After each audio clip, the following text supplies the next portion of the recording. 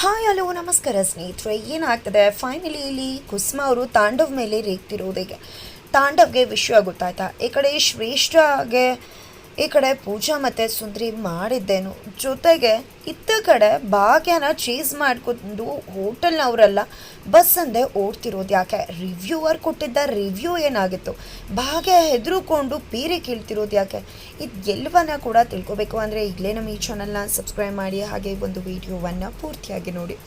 ಇಲ್ಲಿ ಭಾಗ್ಯ ಬರ್ತಾ ಇದ್ದಾರೆ, ಈ ಕಡೆ ಇಲ್ಲಪ್ಪ ಪೊಲೀಸ್ ಸ್ಟೇಷನ್ ಕಂಪ್ಲೇಂಟ್ ಕೊಡ್ತೀನಿ ಅಂತ ಹೇಳಿಬಿಟ್ರು. ಬೇರೆ ಇಲ್ಲ, ಯಾವುದೇ ಒಂದು ಕ್ಷಣಕ್ಕೂ ಕೂಡ ನಾನು ಇಲ್ಲಿರಬಾರ್ದು, ಏನಾದರೂ ಸಿಕ್ಕಾಕೊಂಡ್ರೆ ಮುಗೀತು, ಮೊದಲು ಇಲ್ಲಿಂದ ಹೊಟ್ಟೋಗಿ ಅಂತಾರೆ, ಹೊಟ್ಟೋಗ್ಬಿಡೋದು ಒಳ್ಳೆಯದು.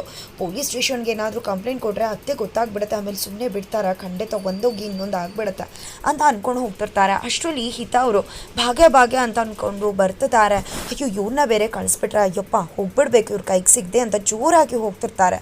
ಅಷ್ಟರಲ್ಲಿ ಹಿತ ಬಂದು ತಡೀತಾರೆ. ಏನ್ರಿ ಅಷ್ಟೊತ್ತಿಂದ ಕೂಗ್ತಾ ಇದ್ದೀನಿ, ಎಲ್ಲಿಗೆ ಹೋಗ್ತಿದ್ರ ನೀವು, ಸ್ವಲ್ಪ ಹೊತ್ತು ನಿಂತ್ಕೊಳ್ಳಿ ಅಂತ ಹೇಳ್ತಿದ್ರೆ.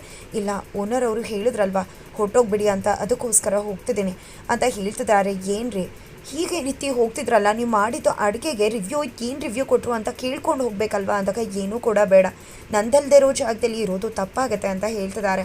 ಅಯ್ಯೋ ಯಾಕ್ರಿ ಆ ರೀತಿ ಹೇಳ್ತೀರಾ, ನೀವು ಮಾಡಿರೋ ಅಡುಗೆಗೆ ಎಂಥ ರಿವ್ಯೂ ಸಿಕ್ತು ಅಂತ ತಿಳ್ಕೊಬೇಕಲ್ವಾ, ಮೊದಲು ತಿಳ್ಕೊಂಡು ನೋಡ್ಕೊಂಡು ಹೋಗೋರು ಅಂತೆ ಬನ್ನಿ ಅಂತ ಹಿತ ಹೇಳ್ತಿದ್ರು ಕೂಡ. ಇಲ್ಲ ಓನರ್ ಅವರು ಅಡುಗೆ ಮಾಡಿದ ತಕ್ಷಣ ಹೊರಟೋಗ್ಬಿಡಿ ಅಂತ ಹೇಳಿದ್ರು, ನಾನು ಹೋಗ್ಬಿಡ್ತೀನಿ, ಆಮೇಲೆ ಒಂದೋಗಿ ಮತ್ತೊಂದಾದರೆ ಸರಿ ಇರಲ್ಲ, ಒಂದೋಗಿ ಮತ್ತೊಂದು ಆಗಿಬಿಡತ್ತೆ, ಯಾರಿಗೆ ಬೇಕು ಇದಲ್ಲ, ಮೊದಲೇ ಸುಳ್ಳು ಹೇಳಿ ಕೆಲಸ ತೊಗೊಂಡಿದ್ದೀರಾ ಹಾಗೆ ಹೀಗೆ ಅಂತ ಹೇಳಿದ್ದಾರೆ, ಆಮೇಲೆ ತೊಂದರೆ ಆಗಿಬಿಟ್ರೆ ಬೇಡಪ್ಪ, ನಾನು ಇಲ್ಲಿಂದ ಹೊರಟ್ಬಿಡ್ತೀನಿ ಅಂತ ಹೇಳ್ತಿದ್ದಾರೆ.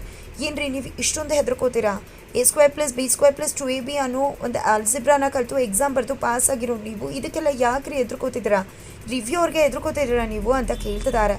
ಜೊತೆಗೆ ಆ ರೀತಿ ಏನಿಲ್ಲ ಅಂತ ಭಾಗ್ಯ ಹೇಳ್ತಾ ಇದ್ರು ಕೂಡ. ಇಲ್ಲಿ ಹಿತ ಇತ್ಕೊಂಡು ನೋಡ್ಕೊಂಡು ಹೋಗಿ ಅಂತಲೇ ಹೇಳ್ತಿದ್ದಾರೆ. ಬಟ್ ಇಲ್ಲಿ ಭಾಗ್ಯ ಮಾತ್ರ ಇಲ್ಲ, ನನಗೆ ಇಲ್ಲಿ ಕೆಲಸ ಸಿಗೋ ಋಣ ಇಲ್ಲ, ನಂದು ಎಲ್ಲೋ ಇರತ್ತೆ ಅನಿಸುತ್ತೆ, ಅಲ್ಲಿಗೆ ನಾನು ಹುಡ್ಕೊಂಡು ಹೋಗ್ತೀನಿ, ನಂದಿಲ್ದಿರೋ ಜಾಗದಲ್ಲಿ ನಾನು ಯಾಕೆಲ್ಲಿ, ನಾನು ಹೊರಡ್ತೀನಿ, ನಿಮಗೆ ಯಾವಾಗಾದರೂ ಫ್ರೀ ಆದಾಗ ನನಗೆ ಕಾಲ್ ಮಾಡಿ, ನಾನು ನಿಮ್ಮ ಜೊತೆ ಮಾತಾಡ್ತೀನಿ ಅಂತ ಹೇಳಿ ಅಲ್ಲಿಂದ ಹೊರಟ್ಬಿಡ್ತಾರೆ. ನಂತರ ಈತ ಕೂಡ ಈ ಕಡೆ ಬರ್ತಾರೆ. ಈ ಕಡೆ ಏನಪ್ಪ ಮಾಡೋದು, ಮುಗೀತು ಕತೆ, ಯಪ್ಪ ಕೊಡು ರಿವ್ಯೂಗೆ, ಆ ಭಾಗ್ಯ ಮಾಡಿರೋ ಕೆಲಸಕ್ಕೆ ನಮ್ಮ ಹೋಟೆಲ್ ಕ್ಲೋಸ್ ಆಗುತ್ತೆ ಅಂತ ಓನರ್ ಸೂಪರ್ವೈಸರ್ ಜೊತೆ ಹೇಳ್ತಿದ್ದಾರೆ. ಅಷ್ಟರಲ್ಲಿ ಈ ಕಡೆ ಸೂಪರ್ ಅಡುಗೆ ಅಂದರೆ ಈಗಿರಬೇಕು, ಸಕ್ಕದಾಗಿದೆ ಅಂತ ಹೇಳ್ಬಿಡ್ತಾರೆ ಈ ಕಡೆ ರಿವ್ಯೂ. ಜೊತೆಗೆ ಖುಷಿ ಪಡ್ತಿದ್ದಾರೆ, ಏನು ಸರ್ ರಿವ್ಯೂನೇ ಕೊಡಲ್ಲ ಅಂತ ಹೇಳಿದ್ರೆ ಈಗ ನೋಡಿದ್ರೆ ಈ ರೀತಿ ಖುಷಿಯಿಂದ ಮಾತಾಡ್ತಿದ್ದಾರೆ ಅಂತ ಸೂಪರ್ವೈಸರ್ ಹೇಳ್ತಿದ್ರೆ. ಹೌದು, ನಾನು ಹಾಗೆ ಅಂದ್ಕೊಂಡಿದ್ದೆ, ಯಾವುದು ಕೂಡ ಈ ಮನುಷ್ಯ ಮಾಡಿದ್ದಿಲ್ಲ, ಬಟ್ ಇವತ್ತು ಈ ರೀತಿ ಕೊಡ್ತಿದ್ದಾರೆ ಅಂತ ಹೇಳ್ತಿದ್ದಾರೆ. ಸರ್ ಏನು ಹೇಳ್ತಿದ್ರ ಅಂದಾಗ, ಹೌದ್ರಿ ನಾನು ಈ ರೀತಿ ಫುಡ್ನ ಟೇಸ್ಟ್ ಮಾಡೇ ಇಲ್ಲ, ನಾನು ಟೇಸ್ಟ್ ಮಾಡಿರೋ ಫುಡ್ಡಲ್ಲಿ ಇದು ಸ್ಪೆಷಲ್ ಫುಡ್ಡು, ತುಂಬಾ ಸಖತ್ತಾಗಿದೆ ಅಂತ ಹೇಳ್ತಿದ್ದಾರೆ. ಶಾಕ್ ಆಗ್ತಿದ್ದಾರೆ ಇಬ್ಬರು ಸೂಪರ್ವೈಸರ್ ಓನರ್ ಇಬ್ಬರು ಕೂಡ. ಹಾಗೆ ಈತ ಕೂಡ ಬಂದಿದ್ದಾರೆ. ನಂತರ ಏನ್ರಿ ಈ ರೀತಿ ಅಡುಗೆ ಬರಬೇಕು ಅಂದರೆ ಮನಸ್ಸು ಇಚ್ಛೆ ಆತ್ಮವಿಶ್ವಾಸ ಇಟ್ಕೊಂಡು ಮಾಡಿದ್ರೆ ಮಾತ್ರ, ಜೊತೆಗೆ ಅಡುಗೆ ಗೊತ್ತಿರಬೇಕು, ಜೊತೆಗೆ ಮಾಡಬೇಕು ಅನ್ನೋ ಪ್ಯಾಷನ್ ಇರಬೇಕು, ಆಗ ಮಾತ್ರ ಈ ಅಡುಗೆ ಇಷ್ಟು ಚೆನ್ನಾಗಿ ಬರೋಕ್ಕೆ ಸಾಧ್ಯ. ಎಷ್ಟು ಚೆನ್ನಾಗಿದೆ ಕಣ್ರಿ, ತಿಂತಾ ಇರಬೇಕು ಅನಿಸುತ್ತೆ. ನಾನು ಎಲ್ಲೂ ಕೂಡ ಇಂಥ ಫುಡ್ನೇ ಟೇಸ್ಟ್ ಮಾಡಿಲ್ಲ ನಾನು ಅಂತ ಸಿಕ್ಕಾಬಟ್ಟೆ ಹೊಗಳುತ್ತಿದ್ದಾರೆ. ಜೊತೆಗೆ ಎಲ್ರಿ ಅವರು ಸುಮ್ಮನೆ ಹೊಗಳುತ್ತಾ ಇದ್ರೆ ಅವ್ರ ಮುಂದೆ ಹೊಗಳ್ಬೇಕು, ನಾನು ಮೊದಲು ಅವ್ರನ್ನ ಕರೀರಿ ಅಂತ ಹೇಳ್ತಿದ್ದಾರೆ. ಎಲ್ರಿ ಅವರು ಅಂತ ಓನರ್ ಕೇಳಿದಕ್ಕೆ ನೀವೇ ಹೇಳಿದ್ರಲ್ಲ ಸರ್ ಕಳಿಸ್ಬಿಡಿ ಅಂತ, ಹಾಗಾಗಿ ಕಳಿಸ್ಬಿಟ್ಟೆ ಅಂತಾರೆ. ಸರ್ ಅವರಿಲ್ಲ ಸರ್ ಹೋಗ್ಬಿಟ್ರು ಅಂತಾಗ ಅದೆಲ್ಲ ನನಗೆ ಗೊತ್ತಿಲ್ಲ, ಇಲ್ಲ ಅಂದರೆ ನಾನು ನಿಮ್ಮ ಹೋಟೆಲ್ಗೆ ರಿವ್ಯೂನೇ ಕೊಡೋದಿಲ್ಲ, ಅವ್ರನ್ನ ಕರ್ಕೊಂಡು ಬಂದು ನಿಲ್ಲಿಸ್ಬೇಕು ಅಷ್ಟೇ ಅಂತ ಹೇಳ್ತಾರೆ. ನಂತರ ಈತ ಮತ್ತಷ್ಟು ಅದನ್ನು ಸರ್ವ್ ಮಾಡ್ತಾರೆ. ನಂತರ ಹೇಗಾದರೂ ಮಾಡಿ ಅವ್ರನ್ನ ಹುಡುಕ್ಲೇಬೇಕು ಬನ್ನಿ ಅಂತ ಹೇಳಿ ಹಿತಾನ ಮತ್ತು ಸೂಪರ್ವೈಸರ್ನ ಕರ್ಕೊಂಡು ಹೊರಗೆ ಬರ್ತಾರೆ. ಅವನು ನೀವು ಏನು ಮಾಡ್ತಿರೋ ಏನೋ ಗೊತ್ತಿಲ್ಲ, ಭಾಗ್ಯ ಎಲ್ಲೂ ಹೋಗಿದ್ದಾರೆ, ಕರ್ಕೊಂಡು ಬರಬೇಕು ಅಷ್ಟೇ ಅಂದಾಗ, ಸರ್ ನೀವೇ ಅಲ್ವಾ ಹೇಳೋದು ಅಂದಾಗ, ಈಗಲೇ ನಾನೇ ಹೇಳ್ತಿದ್ದೇನೆ ತಾನೆ, ಇಲ್ಲ ಅಂದರೆ ನಿಮ್ಮ ಕೆಲಸ ಆಗುತ್ತೆ, ಹೋಗಿ ಕರ್ಕೊಂಡು ಬನ್ನಿ ಅಂತಿದ್ದಾರೆ. ಈ ಕಡೆ ಭಾಗ್ಯ ಬಸ್ ಸ್ಟ್ಯಾಂಡಲ್ಲಿದ್ದಾರೆ. ಬಸ್ ಸ್ಟ್ಯಾಂಡಲ್ಲಿ ಏನಪ್ಪ ಮಾಡೋದು, ಶ್ರೇಷ್ಠ ಅವರ ದುಡ್ಡು ಕೊಡೋದಕ್ಕೆ ಅವ್ರು ಕೂಡ ಹೇಳಿದ್ದಾರೆ. ಈ ಕಡೆ ನನಗೆ ದುಡ್ಡು ಕೊಟ್ಬಿಡು ಭಾಗ್ಯ, ಅಡ್ಜಸ್ಟ್ ಮಾಡಿ, ನನ್ನ ಮದುವೆ ಇದೆ ಅಂತ. ಈ ಕಡೆ EMI ಕಟ್ಟಬೇಕು, ಆ ಕಡೆ ಮಕ್ಕಳು ಫೀಸ್ ಕಟ್ಟಬೇಕು, ಏನು ಮಾಡಲಿ, ಇದ್ದದ್ದು ಕೆಲಸ ಕೂಡ ಹೋಯಿತು, ಏನು ಮಾಡಬೇಕು ಅಂತಲೇ ತೋಚ್ತಿಲ್ವಲ್ಲ ದೇವ್ರ ಅಂತ ಅನ್ಕೋತಾರೆ. ಆ ಕಡೆ ಸ್ಟಾಫ್ಸ್ನೆಲ್ಲ ಕರ್ಕೊಂಡು ಭಾಗ್ಯನ ಹುಡ್ಕೊಂಡು ಹೋಟೆಲಿಂದ ಹೊರಗಡೆ ಬಂದಿದ್ದಾರೆ ಸೂಪರ್ವೈಸರ್ ಹಿತ ಎಲ್ಲರೂ ಕೂಡ. ಅಲ್ಲಿ ಒಂದು ಬಸ್ ಸ್ಟ್ಯಾಂಡ್ ಇದೆ, ಅಲ್ಲಿ ಹೋಗಿರ್ಬೋದು ಅಂತ ಬಸ್ ಸ್ಟ್ಯಾಂಡ್ ಹತ್ರ ಬರ್ತಿದ್ದಾರೆ. ಅಷ್ಟರಲ್ಲಿ ಬಸ್ ಬರುತ್ತೆ, ಭಾಗ್ಯ ಹತ್ಕೊಂಡು ಬಸ್ಸಲ್ಲಿ ಹೋಗ್ತಾರೆ. ಈ ಕಡೆ ಭಾಗ್ಯ ಹೋಗ್ತಿದ್ದಾಗೆ ಅಲ್ಲಿ ಭಾಗ್ಯ ಅವರು ಹೋಗ್ತಿದ್ದಾರೆ ಬಸ್ಸಲ್ಲಿ ಅಂತ ಹಿತ ಹೇಳಿದ ತಕ್ಷಣ ಅಲ್ಲಿ ರೆಡ್ ಸಿಗ್ನಲ್ ಸಿಗುತ್ತೆ, ಅಲ್ಲಿ ಸ್ಟಾಪ್ ಆಗುತ್ತೆ, ಬನ್ನಿ ಹೋಗೋಣ ಅಂತ ಹೇಳಿ ಬಸ್ನ ಚೀಸ್ ಮಾಡ್ಕೊಂಡು ಹೋಗ್ತಿದ್ದಾರೆ. ನೋಡಿದ್ರೆ ಸರ್ ಭಾಗ್ಯನೇ ಹೊರಗಡೆ ಕಳಿಸಿದ್ರೆ, ಆದರೆ ಇವತ್ತು ಭಾಗ್ಯನೇ ಹುಡ್ಕೊಂಡು ಚೀಸ್ ಮಾಡ್ತಿದ್ರ ಅಂತದಾಗಿ ಸುಮ್ಮನೆ ಬನ್ನಿರಿ ಅಂತ ಹೇಳ್ತಾರೆ.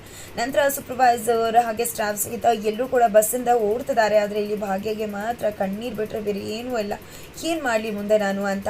ನಂತರ ಆ ಕಡೆ ಪೂಜಾ ಮತ್ತು ಸುಂದರಿ ಇಬ್ಬರು ಕೂಡ ಸೇರಿಕೊಂಡು ಅಕ್ಕಂಗೆ ಈ ಒಂದು ದುಡ್ಡನ್ನು ಹೇಗೆ ತಲುಪಿಸೋದು, ಅವಳಿಗೆ ಹೇಗೆ ತಲುಪಿಸೋಕ್ಕಾಗತ್ತೆ, ಇಸ್ಕೋತಾಳ, ನಾನಂತೂ ಕೊಡೋಕ್ಕಾಗಲ್ಲ, ಅತ್ತೆ ಮುಖಾಂತರ ಕೊಡಿದ್ರೆ ಮುಗೀತು ಕತೆ ಅಂತ ಅನ್ಕೋತಿರ್ತಾರೆ. ಅಷ್ಟರಲ್ಲಿ ಮಕ್ಕಳು ಅಂತ ಸುಂದರಿ ಹೇಳಿದ ತಕ್ಷಣ ತಲೆ ಕೆಟ್ಟಿದ್ಯಾ, ಮಕ್ಕಳು ಮಾತ್ರ ಕೊಡೋಕ್ಕಾಗತ್ತೆ ಅಂದಾಗ ಇನ್ನೇನು ಮಾಡೋದು ನಾವು, ಹಾಗಿದ್ರೆ ಲಾಟ್ರಿ ಹೊಡಿಬೇಕಷ್ಟೇ ಅಂತ ಸುಂದರಿ ಅವ್ರು ಹೇಳ್ತಾರೆ. ಕರೆಕ್ಟಾಗಿ ಹೇಳ್ದೆ ಸುಂದರಿ, ಲಾಟ್ರಿನೇ ಸರಿ ಅಂತ ಯೋಚನೆ ಮಾಡ್ತಿದ್ದಾರೆ ಈ ಕಡೆ ಪೂಜಾ. ಅಷ್ಟರಲ್ಲಿ ಈ ಕಡೆ ಶ್ರೇಷ್ಠ ಕೇಳಿಸ್ಕೋತಾರೆ, ಏನು ಲಾಟ್ರಿ ಅಂದಾಗ, ಲಾಟ್ರಿ ಆಟ ಆಡೋಣ ಅಂದ್ಕೊಂಡಿದ್ವಿ, ನೀನು ಕೂಡ ಬರ್ತೀಯ ಅಂತ ರೇಗಿಸ್ತಾರೆ. ಹೇಗೆ ಬಂದೆ, ಭಾವನೆ ಬಿಟ್ರ ಅಂತ ಹೇಳ್ತಿದ್ದಾಗ ಈ ಕಡೆ ಶ್ರೇಷ್ಠ ಕೋಪ ಮಾಡಿಕೊಂಡು ಹೋಗ್ಬಿಡ್ತಾರೆ. ನಂತರ ಖಂಡಿತ ಆ ಚಿಮ್ಮಿನಿ ಒಡವೆಗಳನ್ನ ನೋಡಿ ಹಾರ್ಟ್ ಫೇಲ್ ಆಗುತ್ತೆ ಅಂತ ಅಂದ್ಕೊಂಡು ಇಬ್ಬರೂ ಕೂಡ ಅದೇ ರೂಮಿಗೆ ಬರ್ತಾ ಇದ್ರೆ ಈ ಕಡೆ ಶ್ರೇಷ್ಠ ಕಬೋರ್ಡ್ ತೆಗಿಬೇಕು, ಬಟ್ ಅಷ್ಟ್ರಲ್ಲಿ ಕಾಲ್ ಬರುತ್ತೆ. ಹಾಗಾಗಿ ಕಬೋರ್ಡ್ ಓಪನ್ ಮಾಡ್ತಾಳು, ಹಾಗೆ ಕ್ಲೋಸ್ ಮಾಡ್ತಾಳೆ. ಇವತ್ತು ನೋಡಲಿಲ್ಲ ಅಂದರೆ ಇನ್ನೊಂದು ದಿನ ನೋಡ್ತಾಳೆ, ಇನ್ನೊಂದು ದಿನ ಹಾರ್ಟ್ ಅಟ್ಯಾಕ್ ಆಗೇ ಆಗುತ್ತೆ ಅಂತ ಪೂಜಾ ಅನ್ಕೋತಿದ್ದಾರೆ. ನಂತರ ತಾಂಡವ್ ಮನೆಗೆ ಬರ್ತಿದ್ದಾಗೆ ಡಾಕ್ಟರ್ ಕಾಲ್ ಮಾಡ್ತಾರೆ. ನೋಡಿ, ನೀವು ಮನೆ ಗಂಡಸರು, ನಿಮಗೆ ಮನೇಲಿ ಏನಾಗ್ತದೆ ಅಂತ ಗೊತ್ತಾಗೋದಿಲ್ಲ, ಕಾಳಜಿ ಮಾಡಬೇಕಾಗುತ್ತೆ. ನಿಮ್ಮಮ್ಮನ ಲೋ ಬಿ ಪಿ ಆಗಿದೆ, ನಾನೇ ಬಂದು ಟ್ರೀಟ್ಮೆಂಟ್ ಕೊಟ್ಟಿದ್ದೀನಿ, ಅವ್ರಿಗೆ ತುಂಬಾ ಆಯಾಸ ಆಗಿದೆ, ಅವ್ರ ಬಗ್ಗೆ ಕಾಳಜಿ ಮಾಡಿ, ಕೇರ್ ಮಾಡಿ, ಚೆನ್ನಾಗಿ ನೋಡ್ಕೊಳ್ಳಿ, ನಾನು ನಿಮ್ಮ ಫ್ಯಾಮಿಲಿ ಡಾಕ್ಟರ್, ಹಾಗಾಗಿ ಹೇಳ್ತಿದ್ದೀನಿ ಅಂತ ಡಾಕ್ಟರ್ ಹೇಳ್ತಿದ್ದಾರೆ. ಜೊತೆಗೆ ನಾನು ಅವರ ಫ್ಯಾಮಿಲಿ ಡಾಕ್ಟರ್ ಆಗಿರೋದ್ರಿಂದ ನಂಗೆ ತುಂಬ ಚೆನ್ನಾಗಿ ಗೊತ್ತಿದೆ, ಅವ್ರ ಕೈಯಲ್ಲಿ ಸ್ಕ್ರ್ಯಾಚ್ ಮಾರ್ಕ್ ಇದೆ, ನಾನು ಇಷ್ಟಕ್ಕೆ ಅವ್ರು ಎಲ್ಲೋ ಬಿದ್ದಿದ್ದಾರೆ ಅನಿಸುತ್ತೆ, ಸ್ವಲ್ಪ ಹೋಗಿ ನೋಡಿ ಅಂತ ಹೇಳ್ತಾರೆ. ನಂತರ ಈ ಕಡೆ ತಾಂಡವ್ಗೆ ಶಾಕ್ ಆಗಿಬಿಡುತ್ತೆ, ಏನಪ್ಪ ಆಯಿತು ನಮ್ಮಮ್ಮಂಗೆ ಅಂತ. ತಕ್ಷಣ ಮನೆಗೆ ಬಂದಿದ್ದೆ ಈ ಕಡೆ ಕುಸುಮ ಅವರು, ಹಾಗೆ ಆಯಾಸ ಆಗಿರುತ್ತೆ, ರೆಸ್ಟ್ ಮಾಡ್ತಿರ್ತಾರೆ, ಮನೆಯವರೆಲ್ಲ ಅಲ್ಲೇ ಇರ್ತಾರೆ. ಅಮ್ಮ ಏನಾಯ್ತಮ್ಮ ನಿನಗೆ ಅಂತ ಬಂದು ಕೇಳ್ತಿದ್ದಾಗೆ, ಹೋಗು ಆ ಕಡೆ ಹೋಗಿ ನಿಂತ್ಕೋ ದೂರ, ಯಾಕೆ ಇಲ್ಲಿಗೆ ಬಂದಿದ್ಯಾ ಅಂತ ಬಿಡ್ತಾರೆ. ತಾಂಡವ್ನ ದೂರ ತಳ್ಳಿಬಿಡ್ತಾರೆ. ನಂತರ ಈ ಕಡೆ ಸಿಗ್ನಲ್ ಹತ್ರ ಗಾಡಿ ಸ್ಟಾಪ್ ಆಗುತ್ತೆ. ಈ ಕಡೆ ಭಾಗ್ಯ ಕುತ್ಕೊಂಡಿರ್ಬೇಕಿದ್ರೆ ಭಾಗ್ಯ ಅಂತ ಹೇಳಿ ಕಿರ್ಚ್ತಿದ್ದಾಗೆ ಹಿಂದೆ ತಿರುಗಿ ನೋಡಿದ ತಕ್ಷಣ ಈ ಕಡೆ ಭಾಗ್ಯ ಶಾಕ್ ಆಗುತ್ತೆ. ಏನಪ್ಪ ಇದು, ಯಾಕೆ ಇವರೆಲ್ಲ ನಾನು ಫಾಲೋ ಮಾಡ್ಕೊಂಡು ಬರ್ತಿದ್ದಾರೆ, ಓ ಮೈ ಗಾಡ್, ಪೊಲೀಸ್ ಅವ್ರಿಗೆ ಹಿಡ್ಕೊಡೋದಕ್ಕೋಸ್ಕರನೇ ಬರ್ತಿದ್ದಾರೆ ಅಂತ ಅನಿಸುತ್ತೆ, ಇಲ್ಲ ಯಾವುದೇ ಕಾರಣಕ್ಕೂ ನಾನು ಇವ್ರ ಕೈಗೆ ಸಿಗಬಾರ್ದು ಅಂತ ತುಂಬಾ ಗಾಬರಿ ಆಗಿಬಿಡ್ತಾರೆ ಭಾಗ್ಯ. ಹಾಗಾಗಿ ಬಸ್ಸಿಂದ ಇಳಿದು ಅಲ್ಲಿಂದನೇ ಕೆಳಗಡೆ ಇಳಿದು ಹೋಗ್ಬಿಟ್ರೆ ಈ ಕಡೆ ಅವರೆಲ್ಲ ಕೂಡ ಬಸ್ಸಲ್ಲಿದ್ದಾರೆ ಅಂತ ಅಂದ್ಕೊಂಡಿದ್ದೆ. ಈ ಕಡೆ ಬಸ್ ಹತ್ರ ಓಡಿ ಬರ್ತಾರೆ, ಬಸ್ ಹತ್ತುತ್ತಾರೆ, ಹುಡುಕ್ತಿದ್ದಾರೆ, ಎಲ್ರಿ ಭಾಗ್ಯ ಅಂತ ಕೇಳ್ತಿದ್ದಾರೆ ಸೂಪರ್ವೈಸರ್. ಸರ್ ಇಲ್ಲೇ ಇದ್ರು ಸರ್, ಈಗ ತಾನೇ ಇಲ್ಲೇ ಇದ್ರು, ಕಾಣಿಸ್ತಿಲ್ಲ ಅಂತ ಹೇಳಿದಾಗ ಕೆಳಗಡೆ ಇಳಿದು ಹೋಗಿದ್ದಾರೆ ಅನಿಸುತ್ತೆ, ನಡೀರಿ ಎಲ್ಲ ಕೂಡ ಹುಡ್ಕೋಣ ಅಂತ ಹೇಳಿ ಎಲ್ಲರೂ ಕೂಡ ಕೆಳಗಡೆ ಇಳಿದು ಹೋಗ್ತಾ ಇದ್ರೆ ಈ ಕಡೆ ಭಾಗ್ಯ ಅವರಿಂದ ಎಸ್ಕೇಪ್ ಆಗಿ ಹೋಗ್ತಿದ್ದಾರೆ. ಹಾಗಿದ್ರೆ ಇಲ್ಲಿ ಭಾಗ್ಯ ಎಸ್ಕೇಪ್ ಆಗಿ ಹೋಗ್ತಿದ್ದಾರೆ, ಜೊತೆಗೆ ಎಲ್ಲರೂ ಕೂಡ ಅವರಿಂದನೇ ಹೋಗ್ತಿದ್ದಾರೆ.